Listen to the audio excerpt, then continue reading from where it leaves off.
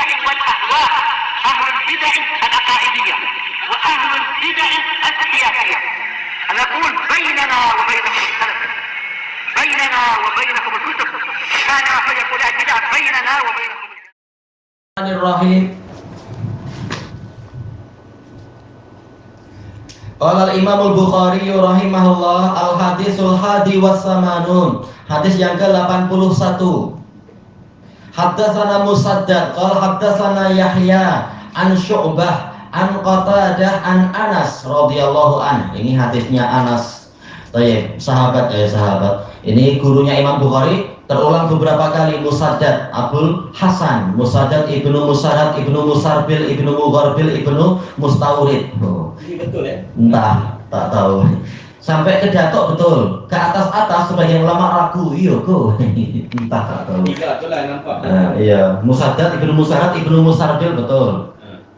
Entah yang atasnya itu tak tahu, karena jelas waktu itu belum ada GPN untuk memastikan datuk-datuknya itu siapa sebenarnya. Datuk itu sahabat. Sahabat. Nah, itu yang anak tak tahu. Mustawrid apakah dia sahabat atau bagaimana? Tak tahu biografinya. Baik. Dan beliau adalah Al-Basri. Baik. Dan ini termasuk ulama ulama nomor 1 sampai gurunya yaitu Yahya bin Sa'id Al-Qattan mengatakan, seandainya saya tak sibuk, saya akan datang ke rumahmu untuk menyampaikan hadis. Engkau berhak untuk didatangi. Walaupun asalnya ilmu itu didatangi, tapi Yahya untuk menghormati muridnya sampai siap datang seandainya tidak sibuk. Ini Musaddad, dan beliau termasuk peneliti hadis, dan beliau juga gurunya Imam Ahmad. Imam Ahmad juga mengambil hadis dari beliau. Oh, ini Siqatun Sabit, kualitinya di atas itu bahkan. Iya. Kalau haddatsana Yahya, ini gurunya yang ma'ruf, Yahya bin Sa'id Al-Qattan, Yahya bin Sa'id bin Farrukh Al-Qattan Abu Sa'id, yang puncak penelitian hadis di Basrah itu di tangan beliau. Dan beliau belajar kepada A'mash, belajar juga kepada Syu'bah, belajar juga kepada Yahya bin Sa'id, belajar juga kepada siapa namanya itu, Sufyan As-Tsauri. Baik. Nah, ini beliau ulama yang nomor 1 juga dari sisi hadis dan juga dari sisi fikih. Dikatakan kalau beliau diam, orang menyangka ini orang fakir biasa, tapi begitu beliau berbicara, para fuqaha pun langsung tunduk. Ini Yahya bin Sa'id Al-Qattan, dan beliau pakar dalam ilal, pakar dalam jarh wa ta'dil, gurunya Imam Ahmad. Ah iya betul. Baik. An Syu'bah sudah sering terulang. Yang tadi Basri, yang ini juga Al-Asdi Al-Basri juga. Ini Syu'bah Abu Bistam, Syu'bah Ibnul Hajjaj As-Sadusi, Amirul Mukminin fil Hadis. Dikatakan beliau adalah apa itu? Farisun fi hadal maidan, penunggang kuda dalam medan ini, medan jarh wa ta'dil. Syu'bah. Nah, beliau mamnu' minas sharaf. Ada apa? Alamiah maaf ta'nis. Ta'nisnya mana ini? Tak marbutah. Makanya dia Syu'bata. Ini bukan Iya, tidak menunjukkan jamak. Jelas jamaknya kalau dibuat jamak taksir Syu'ab. Baik. An Qatadah beliau Abdul Khattab. Kalau yang Syu'bah tadi apa? Abu Bistam ya. Syu'bah Ibnul Hajjaj Abu Bistam. Kalau Qatadah ini Abdul Khattab. Qatadah bin Di'amah As-Sadusi, Al-Akmah Al-Basri, Al-Mufassir, Al-Faqih, dan seterusnya. Nah, beliau mampu untuk membaca surat Al-Baqarah tanpa salah seperti membaca Al-Fatihah. Oh, ini hafalan hebat sekali jelas. Dan beliau min asbatin nas fi Anas bin Malik, termasuk murid terbaiknya Anas. Baik. Nah, ini Basri. An Anas, jelas Anas, beliau Khazraji Madani Basri Ansori. Beliau Abu Hamzah Anas ibnu Malik. Ini bukan Anas yang biasa, ya. Termasuk 6 sahabat yang terbanyak meriwayatkan hadis. Jadi hadis ini musalsal bil basriyin, semuanya adalah orang Basrah. Qal la uhadditsannakum hadisa, demi Allah saya benar-benar akan menyampaikan kepada kalian satu hadis, la yuhadditsukum ahadun ba'di. Tidak ada seorang pun setelahku yang akan menyampaikan hadis ini pada kalian.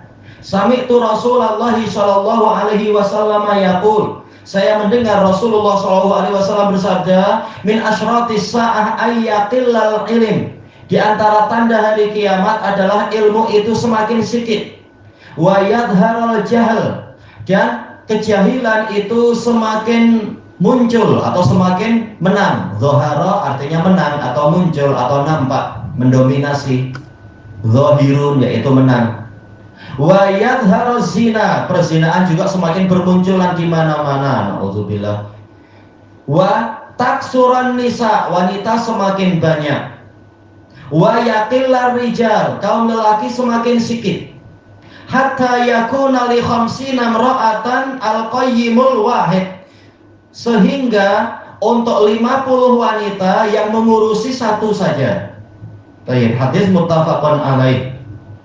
Di sini Anas bin Malik memulai dengan lam waqi'atun li jawabil qasam. Sebagaimana dijelaskan oleh Al-Hafidz, ada sumpah tersembunyi sebagaimana dalam riwayat yang lain.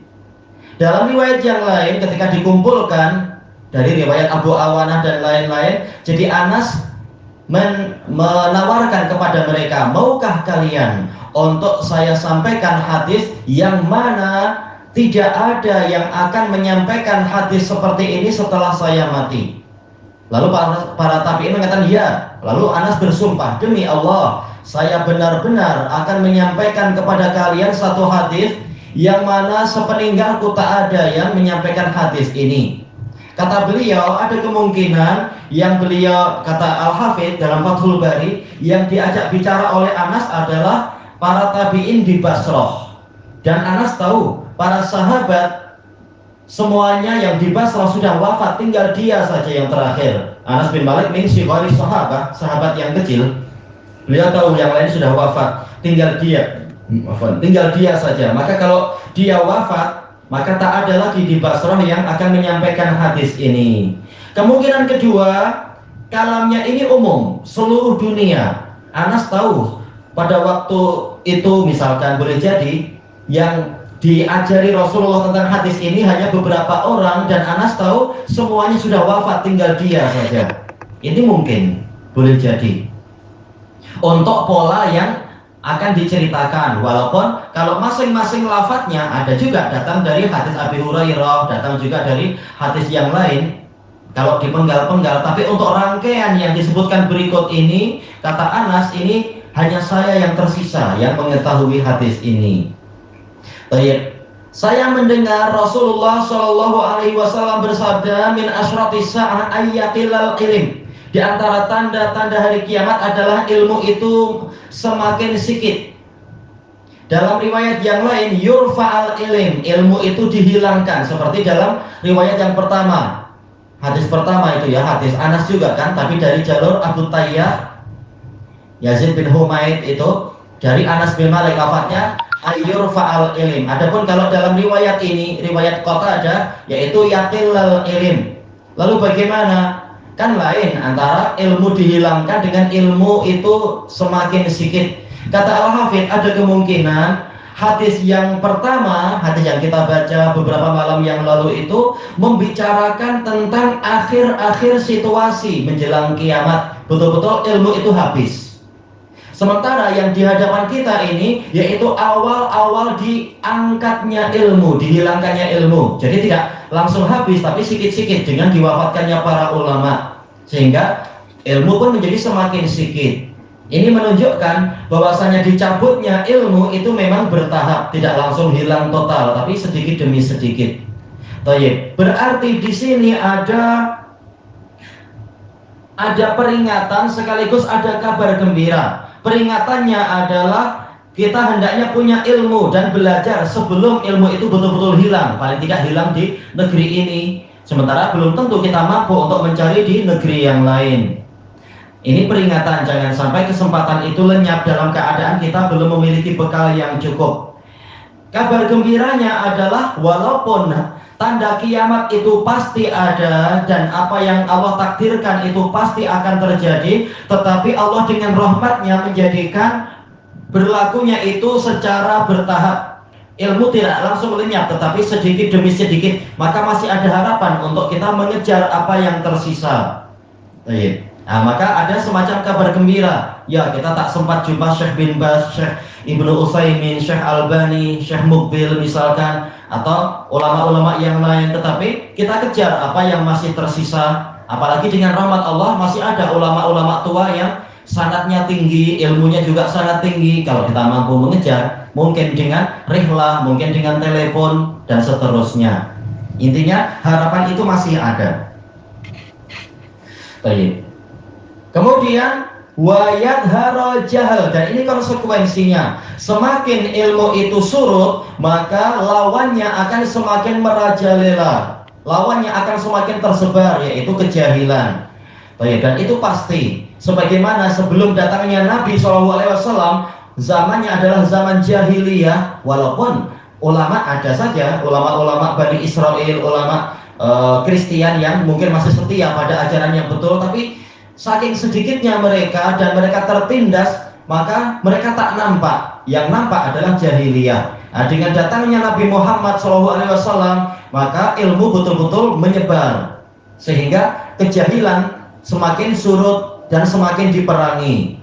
Ini menunjukkan apabila ilmu itu banyak di suatu tempat, kejahilan akan surut, sehingga setan pun akan senang untuk dibongkar kejahatannya dan tipu dayanya. Tapi kalau ilmu di suatu tempat itu surut, kejahilan yang menang, maka akan muncullah kegelapan-kegelapan dan kekacauan serta kerusakan. Makanya tanda yang berikutnya mengisyaratkan ke situ, wa yadhharuz zina, perzinaan pun semakin tersebar luas. Karena orang tidak lagi takut kepada Allah, orang tak punya ilmu, tak kenal Allah Ta'ala, mungkin malah dia ragu-ragu Allah itu antara ada dan tidak ada. Kalau gitu tak perlu kita takut. Allah aja belum jelas, masih diperselisihkan, adakah tidak ada. Naudzubillah. Demikian pula masalah hukuman. Ini kan kata Nabi, mungkin ini sekedar untuk menakut-nakuti saja. Kata para ahli kalam, kiamat itu tidak ada. Demikian pula neraka tidak ada. Ini sekedar cara Nabi untuk menakut-nakuti masyarakat agar masyarakat tidak durhaka. Nah, kita tahu hakikatnya. Yang tahu hakikatnya katanya akibatnya apa? Malah rajin berzina karena tahu hari kiamat itu tak betul-betul ada. Cuma begini dan begitu takwilnya. Demikian pula neraka yang ada, surga pun tidak ada, takwilnya begini-begini. Akhirnya malah orang jadi rajin maksiat. Kenapa? Karena ilmu yang betul hilang, filsafat yang menang, yang memutar-belitkan ajaran, sehingga ya itu hasilnya malah kemaksiatan di mana-mana. Seperti yang diceritakan oleh Imam Az-Zahabi di dalam Syiar. Banyak ahli kalam dinukilkan biografinya di situ, rajin minum khamar, rajin berzina, rajin istilah lain homoseksual. Itu hasil. Kenapa? Tak yakin Allah ada. Hasil dari ilmu kalam kan itu. Kalau orang terlalu tinggi hasilnya itu. Seperti di Indonesia di University Institut Agama Islam Negeri itu diumumkan di sana oleh rektornya bahwasanya sebenarnya kita tak yakin Allah itu ada. Inilah hasil ilmu kalam. Akhirnya masyarakat demo, akhirnya rektornya minta maaf, pemimpin universitinya minta maaf bukan karena yakin salah, tapi memang masyarakat tak sampai pemikirannya, kita terlalu tergesa-gesa mengajarkan ini ke mereka. Nauzubillah. Baik. Itu kalau kejahilan yang menang, ilmu semakin surut. Yang menang adalah ilmu Yunani, ilmu masa jahiliyah lagi. Akhirnya banyak kemaksiatan di mana-mana. Wa taksuran nisa, para wanita semakin banyak. Sebagian ulama menakwilkan yaitu ini masa-masa peperangan nantinya. Ketika perang maka laki-laki semakin sedikit. Karena apa? Biasanya yang perang jelas laki-laki, wanita banyak menunggu di rumah, akhirnya janda-janda pun banyak dan seterusnya. Dan ini memang diperkuat oleh dalil-dalil yang lain menunjukkan banyaknya peperangan di akhir zaman nanti, baik itu dari kalangan muslimin ataupun dari kalangan orang-orang kafirin. Peperangan akan banyak saja di mana-mana, sehingga ya rata-rata laki-laki sedikit, pengungsi rata-rata adalah wanita atau orang-orang tua. Orang-orang tua mungkin sebentar lagi umurnya akan habis dan seterusnya. Baik. Yang lain mengatakan mungkin ini adalah konsekuensi berikutnya dari peperangan, yaitu kita akan menaklukkan banyak negeri sehingga memiliki banyak hamba sahaya, sehingga ya satu laki-laki mungkin hambanya boleh 10, 100 tergantung kekuatannya dan sebagainya. Semua itu mungkin terjadi. Adapun yang dirajikan oleh Al-Hafidh, ini adalah tanda yang memang Allah takdirkan. Memang entah bagaimana dan sebab-sebab itu apa, Rasulullah tidak memperinci sebabnya, tetapi pasti di antara tanda kiamat adalah wanita memang semakin banyak, sementara laki-laki itu semakin sedikit. Makanya Rasulullah mengatakan wa yaqillar rijal, kaum lelaki semakin sedikit, hatta yakuna li khamsina ra'atan al-qayyimu al-wahid, sehingga satu pemimpin lelaki itu mengurusi 50 wanita. Kata Al-Hafidh, al-qayyim itu maksudnya adalah yang mengurusi. Kenapa? Sesuai dengan firman Allah Ta'ala, ar-rijalu qawwamuna 'alan nisa, kaum lelaki lah yang memimpin wanita. Baik, paling tidak masih diakui ada pemimpin. Sebagaimana dalam riwayat yang lain sahih, yaitu nanti kata Rasulullah betul-betul memang banyak peperangan. Lalu apa? Ada seorang lelaki yang dia sedang berjalan, dia sudah mengurusi wanita banyak sekali. Tahu-tahu di tengah jalan ada yang memanggil, ya Abdullah, masukkan saya ke dalam pengurusan engkau. Karena apa? Walinya semuanya sudah mati.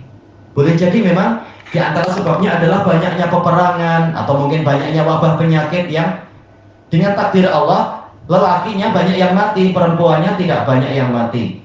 Sehingga apa?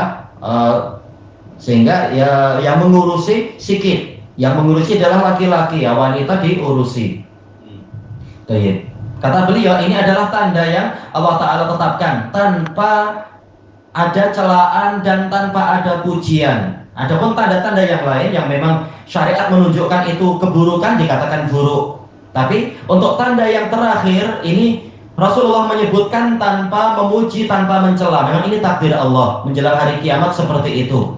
Dan ini menjadi cabaran untuk lelaki, mampu tidak engkau mengurusi sebanyak ini dengan adil. Cabaran untuk wanitanya, apakah kalian akan cemburu sambil balik-balik pinggan atau sabar? Memang ini cabaran, menjelang hari kiamat cabaran semakin besar. Baik. Ini bukan foto mu'allak, foto yang ini. Ya jelas dia mubram suatu saat nanti. Kata Al-Hafidh, bahkan di zaman saya tahu ada banyak penguasa yang memiliki istri lebih dari 4. Kenapa? Kata Al-Hafidh, ini hasil dari kejahilan. Nah, kalau seperti ini berarti apa? Ini jelas tercela. Tidak seperti asalnya. Tapi apa? Ini hasil dari kejahilan si penguasa tadi. Ada yang mengatakan, oh ini permaisuri kita buat 2 kok.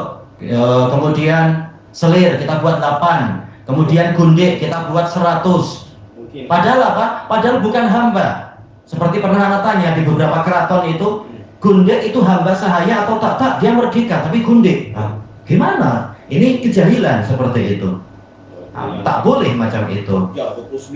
Nah, itu zalim. Itu pun tak cukup dengan apa manusia, tambah dengan 1 jin lagi, jinniyah. Na'udzubillah. Ini kejahilan dan jelas seperti ini tercela kalau caranya adalah seperti itu, bukan karena sekedar takdir ini saya wajib mengurusi banyak karena tak ada yang mengurusi. Baik. Dan para ulama mengatakan bukan berarti 50 itu dikawin, tetapi mungkin apa? Hanya 4. Yang lain adalah mungkin apa? Makcik dia atau ibu atau saudari-saudari. Memang yang diurus banyak karena laki-laki sudah semakin sedikit, terpaksa yang ini mengurusi juga. Atau mungkin sebagian adalah hamba sahaya seperti yang disebutkan tadi, yaitu tidak tercela. Baik. Adapun kalau yang macam tadi, selir banyak, permaisuri 2, gundik pun 100, jelas ini kejahilan, maksiat seperti itu. Nah, itu lagi. Baik, ilahuna wallahu a'lam. Subhanakallahumma wa bihamdika la ilaha illa anta astaghfiruka wa atubu ilaik. Alhamdulillahirabbil alamin. Jazakumullah khairan. Nabi Daud 100 itu syariat umat terdahulu.